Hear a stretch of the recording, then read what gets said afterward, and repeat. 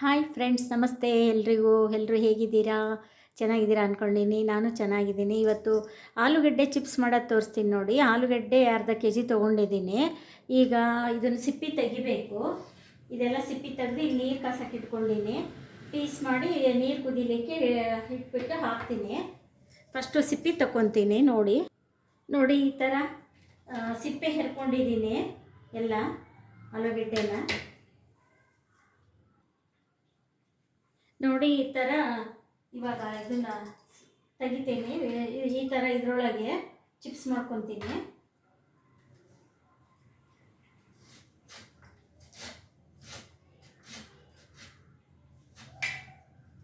ಈ ಥರ ಪೀಸ್ ಬರುತ್ತೆ ನೋಡಿ. ಅಷ್ಟು ಈ ಥರ ಮಾಡ್ಕೊಂಬಿಟ್ಟು ಆಮೇಲೆ ಈ ಕುದಿಯೋ ನೀರೆಲ್ಲ ಹಾಕ್ತೀನಿ. ಈ ಥರ ಪೀಸು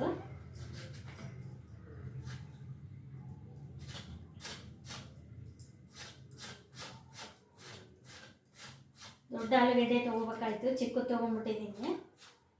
ಯಾವ ಥರ ಬರುತ್ತೋ ಆ ಥರ ಮಾಡ್ತೀನಿ ನೋಡಿ. ಈ ಥರ ಬಂದಿದೆ.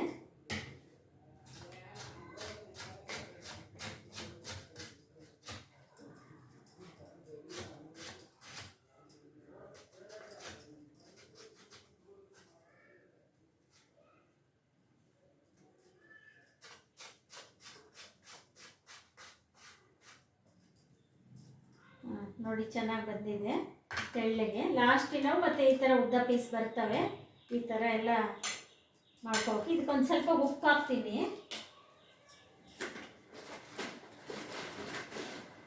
ಒಂದು ಚಿಟಿಕೆ ಉಪ್ಪು ಹಾಕ್ತೀನಿ ನೋಡಿ. ಇದು ವೇಸ್ಟು ಸಣ್ಣ ಸಣ್ಣದು ಬಂದಿರೋದು. ಇದು ಪಲ್ಯ, ಸಾಂಬಾರು, ಉಪ್ಪಿಟ್ಟು ಯಾವ ಥರ ಹಾಕೋಬೋದು ಇದನ್ನು. ಆಮೇಲೆ ಇಲ್ಲಿ ದೊಡ್ಡದು ಪೀಸ್ ಇದೆ ನೋಡಿ, ಇದನ್ನು ಹಾಕ್ತೀನಿ. ಇಷ್ಟಿಷ್ಟು ಬಂದಿದೆ ಪೀಸು. ಕೆಲವೊಂದೊಂದು ಅರ್ಧ ಇದ್ದಾವೆ. ಚೆನ್ನಾಗಿದೆ ನೋಡಿ. ಈ ನೀರು ಕುದೀತಾ ಇದೆ. ಇದಕ್ಕೊಂದು ಸ್ವಲ್ಪ ಉಪ್ಪು ಹಾಕಿದ್ದೀನಿ. ಕುದಿಯೋ ನೀರು ಹಾಕಿಬಿಟ್ಟು 1 ನಿಮಿಷ 2 ನಿಮಿಷ ಬಿಟ್ಟು ಆಫ್ ಮಾಡಿಬಿಟ್ಟು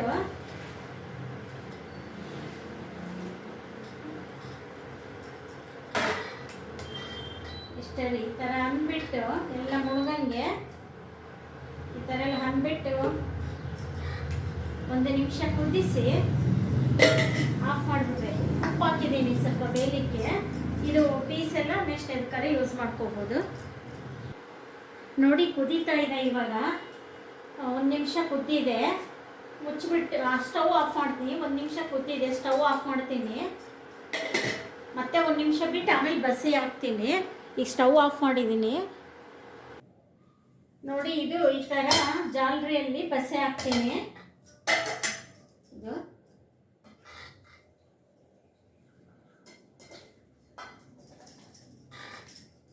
ಆಮೇಲೆ ಇದು ಫುಲ್ ಬಿಸಿಲಿಗೆ ಒಣಗಬೇಕ್ರಿ.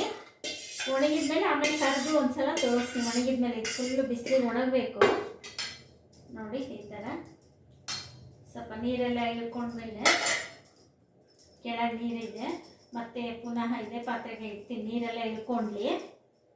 ನೀರೆಲ್ಲ ಇಳ್ಕೊಂಡ್ಮೇಲೆ ಬಿಸಿಲಿಗೆ ಒಣಗಾಕ್ತೀನಿ.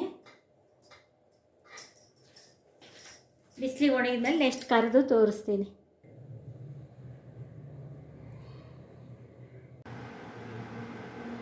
ಹಾಯ್ ಫ್ರೆಂಡ್ಸ್, ನಮಸ್ತೆ. ಎಲ್ಲರೂ ಹೇಗಿದ್ದೀರಾ? ಚೆನ್ನಾಗಿದ್ದೀರಾ ಅಂದ್ಕೊಂಡಿನಿ. ನಾನು ಚೆನ್ನಾಗಿದ್ದೀನಿ. ಇದು ಆಲೂ ಚಿಪ್ಸ್ ಮಾಡೋದು ತೋರಿಸ್ತೀನಿ ನೋಡಿ. ಇಲ್ಲಿ ಇದು ಬೇಯಿಸ್ಬಿಟ್ಟು ಒಣಗಿಸಿದ್ದು. ಇದು ಬಿಸಿಲಿಟ್ಟಿಲ್ಲ, ಹಾಗಾಗಿ ಫ್ಯಾನಿಂಗ್ ಗಾಳಿಗೆ ಒಣಗಿಸಿದ್ದೀನಿ. ಇಷ್ಟು ಚೆನ್ನಾಗಿ ಬಂದಿದೆ ನೋಡಿ. ಇದು ಫ್ಯಾನಿಂಗ್ ಗಾಳಿಗೆ ಒಣಗಿಸಿದ್ದು. ಒಂದೊಂದು ಸರಿಯಾಗಿ ಒಣಗಿಲ್ಲ, ಕಪ್ಪಾಗಿದೆ. ಈ ಥರ ಬಿಸಿಲಿಗಾಗಿದ್ರು ಫುಲ್ ಇದೇ ಥರ ಬರ್ತಿತ್ತು. ಮೋಡ ಮುಚ್ಕೊಂಡು ಮಳೆ ಎಲ್ಲ ಸ್ಟಾರ್ಟ್ ಆಗಿಬಿಟ್ಟಿತ್ತು ನಾನು ಮಾಡಿ ಒಣಗಾಕಿದಾಗ. ಅದಕ್ಕೋಸ್ಕರ ಈ ಥರ ಒಂದೊಂದು ಕಪ್ಪು ಒಂದೊಂದು ಬಿಳಿ ಬಂದಿದೆ. ಜಾಸ್ತಿ ಬಿಳಿ ಬಂದಿದೆ, ತುಂಬ ಚೆನ್ನಾಗಿದೆ. ಕಪ್ಪು ಬಂದಿರೋದು ಕಡಿಮೆ ಇದೆ. ಅದೇ ಬಿಸಿಲಿಲ್ಲದ ಕಾರಣ ಹಿಂಗಾಗಿದೆ. ಇವಾಗ ಎಣ್ಣೆ ಕರೆದು ತೋರಿಸ್ತೀನಿ ನೋಡಿ.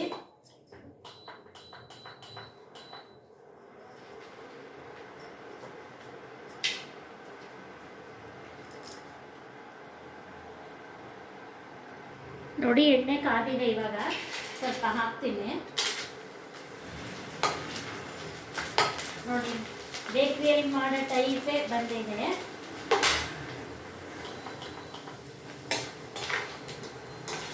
ಆಲೂ ಚಿಪ್ಸ್ ಇದು.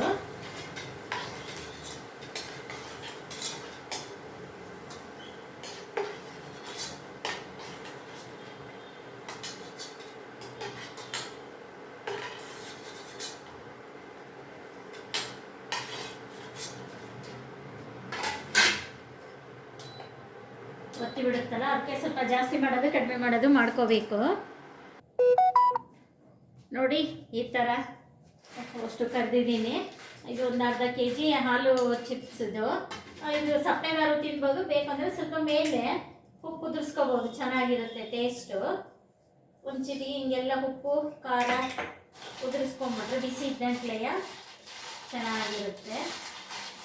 ನೆಕ್ಸ್ಟ್ ಒಂಚೂರು ಖಾರ ಪುಡಿ ಉದುರಿಸ್ತೀನಿ ನೋಡಿ. ಈ ಫ್ರಿಜ್ಜಲ್ಲಿ ಇಟ್ಟಿದ್ದೆ, ತಣ್ಣಗಿದೆ, ಪರವಾಗಿಲ್ಲ. ಬಿಸಿದಿರುತ್ತಲ್ಲ, ಕೈ ಮೇಲೆ ಬಿತ್ತು ತೆಗಿಯುವಾಗ.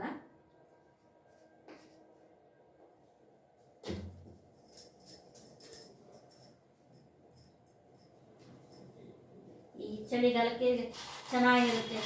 ಆ ಬೇಸಿಗೆಯಲ್ಲಿ ಚೆನ್ನಾಗಿ ಒಣಗಿಸ್ಕೊಂಡು ಈ ಥರ ಮಾಡ್ಕೊಂಬಿಟ್ರೆ ಚೆನ್ನಾಗಿರುತ್ತೆ. ನೋಡಿ, ಇದು ಹಾಲು ಚಿಪ್ಸು ಹೆಂಗೆ ಬಂದಿದೆ ಮನೆಯಲ್ಲಿ ಮಾಡಿದ್ದು.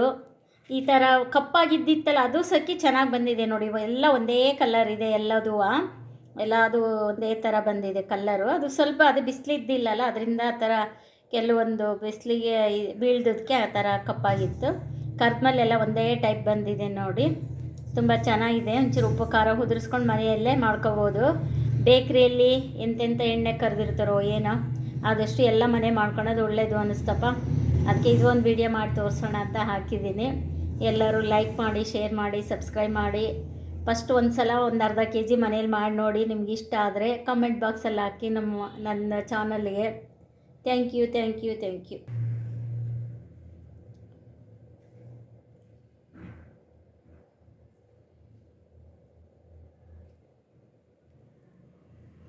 ಇನ್ನು ಬಿಸಿ ಇದೆ ನೋಡಿ, ಗರಿ ತಿನ್ನಕ್ಕೆ ಈಗ ಚಳಿಗುಳೆ ಮಸ್ತಾಗಿದೆ. Thank you.